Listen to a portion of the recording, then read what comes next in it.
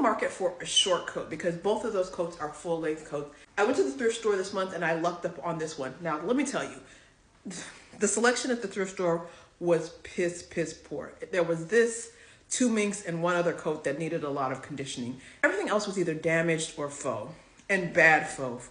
Usually the thrift stores have very, very good faux, but these were really bad faux. I do feel like this is an Asiatic raccoon. The hide is not as high quality as Miss Diane's coat. It does need some conditioning also. At first I wasn't sure. When I bought it, I was like, I don't think it needs conditioning. But once I compared it to the other coats, this coat needs some conditioning. The first two long coats I think are definitely over 20 years old. They're probably in the 1990s or earlier. This coat is much more recent. I can tell that just because of the construction. It's a good coat, but I feel like older coats just were made more substantial. The weight of those coats, ridiculous. But I bought this coat because I needed a short coat. Now this coat was $90. It originally was $180, but I went on 50% day. If you watch my other videos from last year, I went on 50% day also. What I tend to do is I go looking, like I go on a reconnaissance mission, find coats. Most of the time, for something this expensive at a thrift store, people are gonna wait until the 50% off day. That's what I did.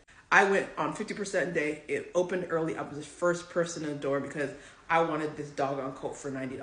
The dark brown coat I'm going to send into for conditioning. With this one, I'm gonna wear this one until I get the dark brown one back. And then I'm gonna take this one in for conditioning because it definitely needs a little bit of work.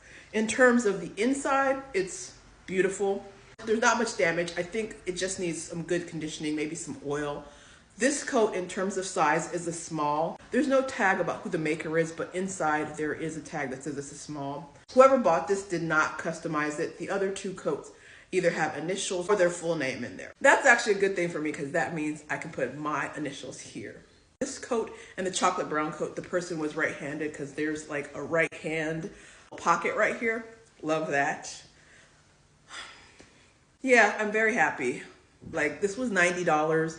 Those two were about $180 a piece. I lucked out because I was looking online to see how much these coats would cost at like an estate sale or an actual vintage store.